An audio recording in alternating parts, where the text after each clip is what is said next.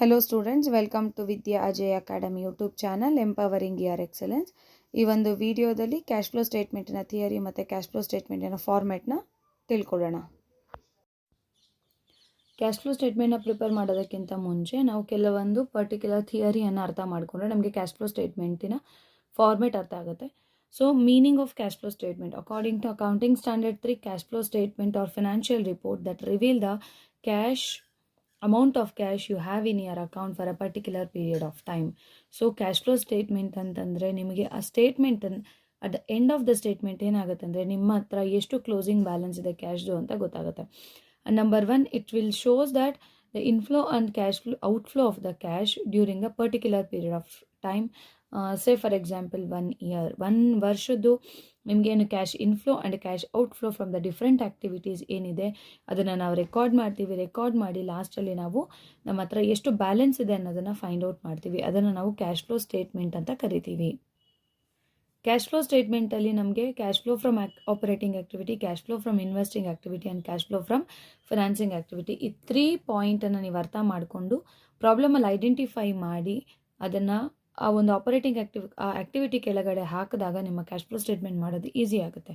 Cash flow from operating activity, the amount of money a company bring in from its ongoing regular business activity. It means day to day ಆ್ಯಕ್ಟಿವಿಟಿಯಲ್ಲಿ ನಮಗೇನು cash inflow cash outflow ಆಗುತ್ತಲ್ಲ ಅದನ್ನು ನಾವು operating activity ಅಂತ ಕರಿತೀವಿ. ಅಂದರೆ operative expenses ಆಗಿರ್ಬೋದು, operating income ಆಗಿರಬಹುದು, ಡೇ ಟು ಡೇ ಆ್ಯಕ್ಟಿವಿಟಿ ಆಗಿರಬೇಕು ಅದು ಬಿಸ್ನೆಸ್ಗೆ, ಅದನ್ನು ನಾವಿಲ್ಲಿ ಆಪರೇಟಿಂಗ್ ಆ್ಯಕ್ಟಿವಿಟಿ ಅಂತ ಕರಿತೀವಿ. ಇಲ್ಲಿ ನಾವು ಕರೆಂಟ್ ಅಸೆಟ್ಸ್ ಇನ್ಕ್ರೀಸ್ ಆದಾಗ, ಕರೆಂಟ್ ಅಸೆಟ್ಸ್ ಡಿಕ್ರೀಸ್ ಆದಾಗ ಅಮೌಂಟ್ನ ಹಾಕ್ತೀವಿ. ಡಿಪ್ರಿಸಿಯೇಷನ್ ಚಾರ್ಜ್ ಮಾಡಿದಾಗ, ಗುಡ್ ವಿಲ್ ರಿಟರ್ನ್ ಆಫ್ ಆದಾಗ ನಾವು ಆಪರೇಟಿಂಗ್ ಆ್ಯಕ್ಟಿವಿಟಿ ಕೆಳಗಡೆ ತಗೋತೀವಿ ನಾವು. ಅದಾದಮೇಲೆ ಟ್ಯಾಕ್ಸ್ನ ಪೇ ಮಾಡಿದಾಗ ಲೆಸ್ ಮಾಡ್ತೀವಿ.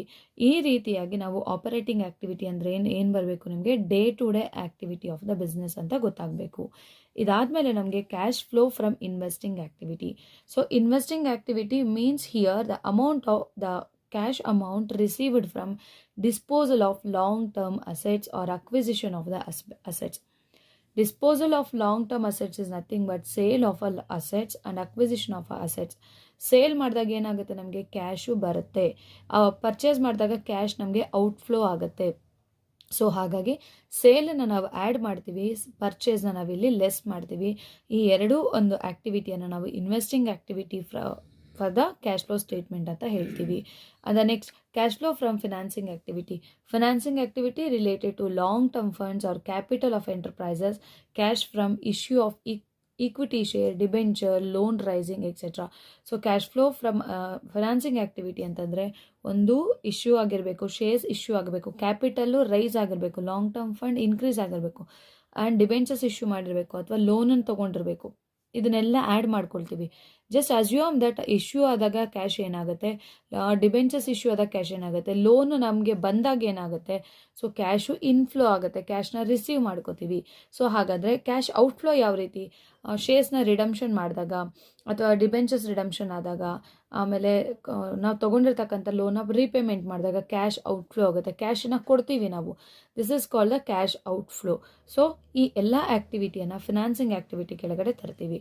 ಈ 3 ಆ್ಯಕ್ಟಿವಿಟಿಯ ಡಿಫ್ರೆನ್ಷಿಯೇಟ್ ಗೊತ್ತಾದಾಗ ನೀವು ಕ್ಯಾಶ್ ಫ್ಲೋ ಸ್ಟೇಟ್ಮೆಂಟಲ್ಲಿ ಆ ಒಂದು ಆ್ಯಕ್ಟಿವಿಟಿ ಕೆಳಗಡೆ ಅದನ್ನು ಇನ್ಸರ್ಟ್ ಮಾಡಿದಾಗ ನಿಮಗೆ ಕ್ಯಾಶ್ ಫ್ಲೋ ಸ್ಟೇಟ್ಮೆಂಟ್ ಪ್ರಿಪೇರ್ ಮಾಡೋದು ಈಸಿ ಆಗುತ್ತೆ. ಈ ಒಂದು ಕಾನ್ಸೆಪ್ಟ್ನ ಅರ್ಥ ಮಾಡಿಕೊಂಡು ನೀವು ಪ್ರಾಬ್ಲಮಲ್ಲಿ ಐಡೆಂಟಿಫೈ ಮಾಡಿದ್ರೆ ಕ್ಯಾಶ್ ಫ್ಲೋ ಸ್ಟೇಟ್ಮೆಂಟು ಈಸಿಯಾಗಿ ಅರ್ಥ ಆಗುತ್ತೆ. ನೆಕ್ಸ್ಟು ನಾವು ಕ್ಯಾಶ್ ಫ್ಲೋ ಸ್ಟೇಟ್ಮೆಂಟಿನ ಫಾರ್ಮೆಟ್ನ ನೋಡೋಣ. Format of the cash flow statement. Cash flow ಸ್ಟೇಟ್ಮೆಂಟಿನ ಫಾರ್ಮೆಟ್ನ ನೀಟಾಗಿ ನೀವು ಕಲ್ತ್ಕೊಂಡ್ರೆ ಈಸಿಯಾಗಿ ನೀವು ಕ್ಯಾಶ್ ಫ್ಲೋ ಸ್ಟೇಟ್ಮೆಂಟ್ನ ಪ್ರಿಪೇರ್ ಮಾಡ್ಬೋದು. ಸೊ ಫಸ್ಟ್ ಬಂದು ನಮಗಿಲ್ಲಿ ಕ್ಯಾಶ್ ಫ್ಲೋ ಸ್ಟೇಟ್ಮೆಂಟಲ್ಲಿ 3 ಆ್ಯಕ್ಟಿವಿಟೀಸ್ ಇದ್ದಾವೆ. ಒಂದು ಆಪರೇಟಿಂಗ್ ಆ್ಯಕ್ಟಿವಿಟಿ, ಇನ್ನೊಂದು ಇನ್ವೆಸ್ಟಿಂಗ್ ಆ್ಯಕ್ಟಿವಿಟಿ ಆ್ಯಂಡ್ ಇನ್ನೊಂದು ಬಂದು ನಮಗೆ financing activity. So cash flow from operating activity first ನೀವು ಬರ್ಕೋಬೇಕಾಗಿರ್ತಕ್ಕಂಥದ್ದು cash flow from operating activities. First ಪ್ರಾಬ್ಲಮಲ್ಲಿ ನೆಟ್ ಪ್ರಾಫಿಟ್ನ ಕೊಟ್ಟಿರ್ತಾರೆ. ಸೊ ನೆಟ್ ಪ್ರಾಫಿಟ್ನ ಇಲ್ಲಿ ಬರ್ಕೋಬೇಕಾಗತ್ತೆ ನೀವು. ಸೊ ನಮಗೆ ಕ್ಯಾಶ್ ಫ್ಲೋ ಸ್ಟೇಟ್ಮೆಂಟಲ್ಲಿ ನಿಮಗೆ ಪ್ರಾಬ್ಲಮ್ ತೊಗೊಂಡು ನಾನು ಎಕ್ಸ್ಪ್ಲೇನ್ ಮಾಡ್ತೀನಿ. ಫಸ್ಟ್ ಈಗ ಫಾರ್ಮೆಟ್ನ ಎಕ್ಸ್ಪ್ಲೇನ್ ಮಾಡಿಬಿಡ್ತೀನಿ. ಪ್ರಾಬ್ಲಮ್ ತೊಗೊಂಡು ನಿಮಗೆ ಎಕ್ಸ್ಪ್ಲೇನ್ ಮಾಡಿದಾಗ, ಪ್ರಾಬ್ಲಮ್ನ ಸಾಲ್ವ್ ಮಾಡಿದಾಗ ಈಸಿ ಅನಿಸುತ್ತೆ. ಸೊ ನೆಟ್ ಪ್ರಾಫಿಟ್ ಆ್ಯಡ್ ಮಾಡಬೇಕು. ಸೊ ಆ್ಯಡ್ ಮೀನ್ಸ್ ನೆಟ್ ಪ್ರಾಫಿಟ್ನ ಬರ್ಕೋಬೇಕು ಇಲ್ಲಿ. ಅದಕ್ಕೆ ನೀವೇನೆಲ್ಲ ಆ್ಯಡ್ ಮಾಡ್ಕೊಂಡು ಹೋಗಬೇಕು, adjustments for non cash operations. Non cash operations ಅಂದರೆ ಯಾವ್ದು, ಇದನ್ನೊಂದು ಲಿಸ್ಟ್ ಔಟ್ನ ಮಾಡ್ಕೊಳ್ಳಿ. ನಾನ್ ಕ್ಯಾಶ್ ಆಪರೇಷನ್ಸ್ ಯಾವುದ್ಯಾವುದು, ಡಿಪ್ರಿಸಿಯೇಷನ್ ಕೊಟ್ಟಿದ್ರೆ ಪ್ರಾಬ್ಲಮಲ್ಲಿ, interest on long term borrowing ಕೊಟ್ಟಿದ್ರೆ, loss on sale of fixed assets, ಅಂದರೆ ಫಿಕ್ಸ್ಡ್ ಅಸೆಟ್ಸ್ನ ಸೇಲ್ ಮಾಡಿದಾಗ ನಮಗೆ ಲಾಸ್ ಆದಾಗ, and preliminary expenses R discount on issue of shares and debentures. ಈ ಎಲ್ಲ ಐಟಮ್ಸು ಕೂಡ ಪ್ರಾಬ್ಲಮಲ್ಲಿ ಮೆನ್ಷನ್ ಮಾಡಿದ್ದಾಗ ನೀವು ಇದನ್ನು ಪ್ರಾಫಿಟಿಗೆ ಆ್ಯಡ್ ಮಾಡ್ಕೊಳ್ತಾ ಹೋಗಬೇಕು. ಅದ್ರ ಜೊತೆಗೆ good will, patent and trade mark return of. Good will ಏನಾದರೂ ರಿಟರ್ನ್ ಆಫ್ ಅಂದರೆ ಕಮ್ಮಿ ಆಗಿದ್ದಾಗ, ಪೇಟೆಂಟು, ಟ್ರೇಡ್ ಮಾರ್ಕು ರೆಡ್ಯೂಸ್ ಆದಾಗ ನೀವು ಅಮೌಂಟನ್ನು ನೀವು ನೆಟ್ ಪ್ರಾಫಿಟ್ಗೆ ಆ್ಯಡ್ ಮಾಡಬೇಕು.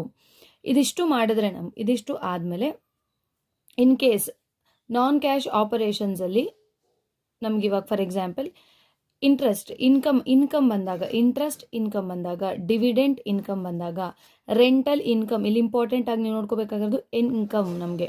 So profit on sale of fixed assets, ಲಾಸ್ನ ನಾವು ಆ್ಯಡ್ ಮಾಡಿದ್ವಿ. So profit on sale of fixed ಅಸೆಟ್ನ ನಾವು ಲೆಸ್ ಮಾಡ್ಕೋತೀವಿ. ಬರೋ ಆನ್ಸರ್ನ ನಾವು ಪ್ರಾಫಿಟ್ ಬಿಫೋರ್ ವರ್ಕಿಂಗ್ ಕ್ಯಾಪಿಟಲ್ ಅಂತ ಕರಿತೀವಿ. So first thing is net ಪ್ರಾಫಿಟ್ಗೆ ನಾನ್ ಕ್ಯಾಶ್ ಅಡ್ಜಸ್ಟ್ಮೆಂಟ್ ಮಾಡಿ ಬರ್ತಕ್ಕಂಥ ಆನ್ಸರ್ನ ಪ್ರಾಫಿಟ್ ಬಿಫೋರ್ ವರ್ಕಿಂಗ್ ಕ್ಯಾಪಿಟಲ್ ಅಂತ ಕರಿತೀವಿ. Profit before working capital answer ಬಂದ ಮೇಲೆ ನಮಗೆ ಆನ್ಸರ್ ಹೇಗೆ ಬರುತ್ತೆ, ಪ್ರಾಫಿಟ್ಗೆ adjustments for non cash operations ಎಲ್ಲವನ್ನು ಆ್ಯಡ್ ಮಾಡಿದ್ರೆ ನಮಗೆ ಈ ಆನ್ಸರ್ ಬರುತ್ತೆ. ಸೊ ಇದಕ್ಕೆ ನಾವೇನು ಮಾಡಬೇಕು, decreasing in the current assets and increasing in the current liability. ಪ್ರಾಬ್ಲಮಲ್ಲಿ ಕರೆಂಟ್ ಅಸೆಟ್ಸ್ ಕೊಟ್ಟಿರ್ತಾರೆ, ಕರೆಂಟ್ ಲಯಬಿಲಿಟಿಯನ್ನು ಕೊಟ್ಟಿರ್ತಾರೆ. ನಾವು ಚೆಕ್ ಮಾಡ್ಕೋಬೇಕು ಇನ್ಕ್ರೀಸ್ ಆಗಿದೆ, ಡಿಕ್ರೀಸ್ ಆಗಿದೆಯಾ ಅಂತ. So in case current assets ಆದರೂ 1 ಇಯರ್ಗಿಂತ ಇನ್ನೊಂದು ಇಯರ್ಗೆ ಏನಾದರೂ ಡಿಕ್ರೀಸ್ ಆಗಿದ್ರೆ ಅದನ್ನು ಆ್ಯಡ್ ಮಾಡಬೇಕು. ಇನ್ ಕೇಸ್ ಕರೆಂಟ್ ಲಯಬಿಲಿಟಿ ಏನಾದರೂ ಇನ್ಕ್ರೀಸ್ ಆಗಿದ್ರೆ ಅದನ್ನು ಕೂಡ ಆ್ಯಡ್ ಮಾಡಬೇಕು. ಈ ಸೆಂಟೆನ್ಸನ್ನು ನೀವೇನು ಮಾಡಬೇಕು ಅಂತಂದರೆ ಮೈಂಡಿಗೆ ಬರೋವರೆಗೂ ಕೂಡ ಓದ್ಕೋಬೇಕು. Decreasing in current assets and increasing in current liability, decreasing in current assets and increasing in the current liability. ಆಗ ನೀವು ಸೆಂಟೆನ್ಸ್ನ ಬರ್ಕೊಂಡ್ಬಿಟ್ರೆ ಅದನ್ನು ನೀವು ಅಪ್ಲೈ ಮಾಡ್ಕೊಳ್ತಾ ಹೋಗ್ಬೋದು. ನೆಕ್ಸ್ಟ್ ಅದಾದಮೇಲೆ ಆ್ಯಡ್ ಮಾಡಾದಮೇಲೆ ನಾವು increasing in current assets and decreasing in current liability, ಈ ಸ್ಟೇಟ್ಮೆಂಟಿಗೆ ನಾವು ರಿವರ್ಸ್ ಸ್ಟೇಟ್ಮೆಂಟ್ನ ಮಾಡ್ಕೋಬೇಕಾಗುತ್ತೆ. Increasing in current assets, decreasing in current liability check ಮಾಡಬೇಕು. ಪ್ರಾಬ್ಲಮಲ್ಲಿ ಯಾವುದಾದ್ರೂ ಕರೆಂಟ್ ಅಸೆಟ್ ಇನ್ಕ್ರೀಸ್ ಆಗಿದೆಯಾ, ಯಾವುದಾದ್ರೂ ಕರೆಂಟ್ ಲಯಬಿಲಿಟಿ ಡಿಕ್ರೀಸ್ ಆಗಿದೆಯಾ ಅಂತ. ಆಫ್ಟರ್ವರ್ಡ್ಸ್ ಪ್ರಾಬ್ಲಮಲ್ಲಿ ಯಾವುದಾದ್ರೂ ಟ್ಯಾಕ್ಸ್ ಪೇಯ್ಡ್ನ ಕೊಟ್ಟಿದ್ರೆ ನಾವು ಮೈನಸ್ ಟ್ಯಾಕ್ಸ್ ಪೇಯ್ಡ್ನ ಮಾಡಿದ್ರೆ ಆಗ ನಮಗೆ ಫಸ್ಟು ನಮ್ಮ ಪಾಯಿಂಟ್ ಏನು ಬಂದಿದೆ, ನಮಗೆ ಕ್ಯಾಶ್ ಫ್ಲೋ ಫ್ರಮ್ ಆಪರೇಟಿಂಗ್ ಆ್ಯಕ್ಟಿವಿಟಿಯ ಆನ್ಸರ್ ನಮಗೆ ಬರುತ್ತೆ. So cash flow from operating activity ಮಾಡಬೇಕು ಅಂದರೆ 3 ಪ್ರೊಸೀಜರ್ ಫಾಲೋ ಮಾಡಬೇಕು. ನೆಟ್ ಪ್ರಾಫಿಟ್, ಅದಕ್ಕೆ ನಾನ್ ಕ್ಯಾಶ್ ಆಪರೇಷನ್ಸ್ನ ಆ್ಯಡ್ ಆ್ಯಂಡ್ ಲೆಸ್ ಮಾಡ್ಕೋಬೇಕು. And decreasing in the current assets, increasing in the current liability, increasing in current assets and decreasing in the current liability ಮಾಡಿಕೊಂಡ್ರೆ cash flow from operating activity ನಮಗೆ ಈಸಿಯಾಗಿ ಬರುತ್ತೆ. Cash flow ಸ್ಟೇಟ್ಮೆಂಟಲ್ಲಿ second ಪಾರ್ಟ್ಗೆ ಬಂದರೆ ನಾವು cash flow from investing activity. ಇಲ್ಲಿ ಇಷ್ಟೊತ್ತು ನೀವು ಮಾಡಿರೋದು ಆಪರೇಟಿಂಗ್ ಆ್ಯಕ್ಟಿವಿಟಿ ಅಂತಂದರೆ ಡೇ ಟು ಡೇ ಆ್ಯಕ್ಟಿವಿಟಿಯ ಒಂದು income and outflow of the ಕ್ಯಾಶ್ನ ನೋಡ್ತೀವಿ. Investing activity, if business invest in any activities like a sale and purchase of assets, then you want to take consideration. So ಇಲ್ಲಿ ಒಂದು double line ಯಾಕೆ ಹಾಕ್ತೀವಿ ಅಂತಂದರೆ ಈ ಒಂದು ಆ್ಯಕ್ಟಿವಿಟಿಗೆ ಮತ್ತು ಬಂದಿರತಕ್ಕಂಥ ಆನ್ಸರ್ಗೆ, ಈ ಒಂದು ಆ್ಯಕ್ಟಿವಿಟಿಗೆ ಬರೋವಂಥ ಆನ್ಸರ್ಗೆ ಯಾವುದೇ ರಿಲೇಷನ್ಶಿಪ್ ಇರಲ್ಲ. ಇದು ನಾವು ಲಾಸ್ಟಲ್ಲಿ ಕನ್ಸಿಡರ್ ಮಾಡಬೇಕಾಗುತ್ತೆ. ಸೊ ಅದಕ್ಕೋಸ್ಕರ ಡಬಲ್ ಲೈನ್ನ ಹಾಕ್ಕೊಂಡ್ಬಿಡಿ, ಬಿ ಅಂತ ಬರ್ಕೊಳ್ಳಿ, cash flow from investing activity. ನಮಗಿಲ್ಲಿ ಸದ್ಯಕ್ಕೆ ಬರ್ತಕ್ಕಂಥದ್ದು ಇಲ್ಲಿ ನಮಗೆ sale of assets and purchase of assets ಅದಕ್ಕೂ ಎರಡನ್ನೇ ಬರ್ಕೊಂಡಿದ್ದೀನಿ ಇಲ್ಲಿ. ಸೊ ಸೇಲ್ ಆಫ್ ಅಸೆಟ್ ಆದಾಗ ನೀವು ಥಿಂಕ್ ಮಾಡಬೇಕು, ಸೇಲ್ ಆದಾಗ ಅಮೌಂಟ್ ನಮಗೆ ಇನ್ಫ್ಲೋ ಆಗುತ್ತಾ ಔಟ್ಫ್ಲೋ ಆಗುತ್ತಾ, ಅಮೌಂಟ್ ಬರುತ್ತಾ ಹೋಗುತ್ತಾ ಅಂತ ಯೋಚನೆ ಮಾಡಬೇಕು. ಸೇಲ್ ಮಾಡಿದಾಗ ನಮ್ಗೆ ಏನಾಗುತ್ತೆ, ಅಮೌಂಟ್ ನಮಗೆ ಬರುತ್ತೆ. ಸೊ ಅದನ್ನು ಆ್ಯಡ್ ಮಾಡ್ಕೋಬೇಕು. ಆ್ಯಂಡ್ ಪರ್ಚೇಸ್ ಆಫ್ ಅಸೆಟ್ಸ್ ಮಾಡಿದಾಗ ನಮಗೆ ಕ್ಯಾಶ್ ಔಟ್ಫ್ಲೋ ಆಗುತ್ತೆ. ಕ್ಯಾಶ್ ನಾವು ಕೊಡ್ತೀವಲ್ವ, ಕ್ಯಾಶ್ ನಮ್ಮಿಂದ ಆಚೆಗೆ ಹೋಗುತ್ತಲ್ವ, that is called the purchase of assets. ಅದಕ್ಕೋಸ್ಕರ ಪ್ರಾಬ್ಲಮಲ್ಲಿ ನಮಗೆ ಅಸೆಟ್ ಪರ್ಚೇಸ್ ಆ್ಯಂಡ್ ಸೇಲ್ನ ನಾವು ಚೆಕ್ ಮಾಡಿಕೊಂಡು ಇದನ್ನು ಆ್ಯಡ್ ಮಾಡಿಕೊಂಡ್ರೆ ನಮಗೆ cash flow from investing activity answer ಬರುತ್ತೆ. So third part is cash flow from financing activity. Third part ಏನು ನಮಗಿದು ಫಿನಾನ್ಸಿಂಗ್ ಆ್ಯಕ್ಟಿವಿಟಿ. ಇಲ್ಲಿ ಫಿನಾನ್ಸಿಂಗ್ ಆ್ಯಕ್ಟಿವಿಟಿ ಅಂದಿದ ತಕ್ಷಣ ನಿಮಗೆ the amount is are cash from the third party like shareholders, debenture holders, loan, ಈ ಥರದ್ದು ಯಾವುದಾದ್ರೂ ನಮಗೆ ದುಡ್ಡು ಬರೋದು ಮತ್ತು ದುಡ್ಡು ಹೋಗೋದು ಆಗ್ತಿದೆ, cash income, cash inflow and cash outflow ಆಗ್ತಿದ್ರೆ ನಾವು ಫಿನಾನ್ಸಿಂಗ್ ಆ್ಯಕ್ಟಿವಿಟಿಯಲ್ಲಿ ಹಾಕೋಬೇಕು. Issue of shares and debentures, ಇದನ್ನು ಹೇಗೆ ಫೈಂಡ್ ಔಟ್ ಮಾಡೋದು? Issue of shares and debentures ಅಂದರೆ ಪ್ರಾಬ್ಲಮಲ್ಲಿ 2 ಇಯರ್ಸ್ ಸ್ಟೇಟ್ಮೆಂಟ್ ಕೊಟ್ಟಿರ್ತಾರೆ, ನಮಗೆ ಕಂಪೇರ್ ಮಾಡ್ಕೋಬೇಕು. ಶೇರ್ಸ್ ಏನಾದರೂ ಇನ್ಕ್ರೀಸ್ ಆಗಿದ್ರೆ ಇಶ್ಯೂ ಆಫ್ ಶೇರ್ಸ್ ಆಗುತ್ತೆ, ಶೇರ್ಸ್ ಏನಾದರೂ ಡಿಕ್ರೀಸ್ ಆಗಿದ್ರೆ ರಿಡಂಪ್ಷನ್ ಆಫ್ ಶೇರ್ಸ್ ಆಗುತ್ತೆ. ಸೊ ಇಶ್ಯೂ ಮಾಡಿದ್ರೆ ಏನಾಗುತ್ತೆ, ಶೇರ್ಸ್ ನಮಗೆ ಕಂಪನಿಗೆ ಅಮೌಂಟ್ ಬರುತ್ತೆ, ಹಾಗಾಗಿ issue of shares and debentures. Loan received from bank is of course liability, but ಇನ್ಸ್ಟೆಂಟಾಗಿ ಏನಾಗುತ್ತೆ ನಮಗೆ ಅಮೌಂಟ್ ಬರುತ್ತೆ. ಲೋನ್ ಬಂದಿದ ತಕ್ಷಣ ನಾವು ಅಮೌಂಟ್ನ ರಿಸೀವ್ ಮಾಡ್ಕೋತೀವಿ, ಕ್ಯಾಶ್ ಇನ್ಫ್ಲೋ ಆಗುತ್ತೆ. ಸೊ ಅದಕ್ಕೋಸ್ಕರ ಇದನ್ನು ಆ್ಯಡ್ ಮಾಡ್ಕೋತೀವಿ. ಫಿನಾನ್ಸಿಂಗ್ ಆ್ಯಕ್ಟಿವಿಟಿಯಲ್ಲಿ ರೀಪೇಮೆಂಟ್ ಆಫ್ ಲೋನ್ ಆಗಿದ್ದರೆ ಮೈನಸ್ ಮಾಡ್ಕೋತೀವಿ, ರಿಡಮ್ಷನ್ ಆಫ್ ಡಿಬೆಂಚರ್ಸ್ ಆಗಿದ್ದರೆ ಮೈನಸ್ ಮಾಡ್ಕೋತೀವಿ, ಡಿವಿಡೆಂಡ್ ಪೇಡ್ನ ಮೈನಸ್ ಮಾಡ್ಕೋತೀವಿ. ಸೊ ಲೋನ್ ರಿಸೀವ್ ಮಾಡಿದ್ರೆ ಆ್ಯಡ್ ಮಾಡ್ತೀವಿ, issue of shares and debentures plus ಮಾಡ್ತೀವಿ. ಆ್ಯಂಡ್ ನೆಕ್ಸ್ಟ್ ನಮಗೆ ಲೋನ್ ಏನಾದ್ರು ರಿಸೀವ್ ಮಾಡ್ಕೊಂಡಿದ್ರೆ ಅದನ್ನು ಆ್ಯಡ್ ಮಾಡ್ಕೋತೀವಿ. Repayment loan, redemption, debentures and shares, dividend ಪೇನ ಲೆಸ್ ಮಾಡ್ಕೋತೀವಿ. ಇದಿಷ್ಟು ಮಾಡಿಕೊಂಡ್ರೆ ನಮಗೆ cash flow from financing activity ಬರುತ್ತೆ. ಇದಿಷ್ಟು ಮಾಡಿದ್ರೆ ನಮಗೆ 3 ಆ್ಯಕ್ಟಿವಿಟೀಸಿಂದ ನಮಗೆ cash flow, inflow and outflow ಎಷ್ಟಾಗಿದೆ ಅನ್ನೋದು ಗೊತ್ತಾಗುತ್ತೆ. ಫೈನಲಿ ನಮಗೆ ಕ್ಯಾಶ್ ಇನ್ಫ್ಲೋ ಎಷ್ಟಾಗಿದೆ ಅನ್ನೋದು ಗೊತ್ತಾಗುತ್ತೆ. So after that you want to know that whether increase or decreasing in the cash flow. To know whether increase or decreasing in the cash flow, you want to add A plus B plus C. A means cash flow from operating activity, B means cash flow from investing activity, C means cash flow from financing activity. ಈ ಮೂರನ್ನ ಇಲ್ಲಿ ಏನಾಗುತ್ತೆ ಅಂತಂದರೆ ಕೆಲವೊಂದು ಸರ್ತಿ minus balance ಬರುತ್ತೆ. As it is ನಾವು ತೊಗೊಂಡಾಗ ನಮಗೆ increase or decreasing in the cash flow ಅನ್ನೋದು ಗೊತ್ತಾಗುತ್ತೆ. And next for that you want to open the opening balance of the cash given in the problem.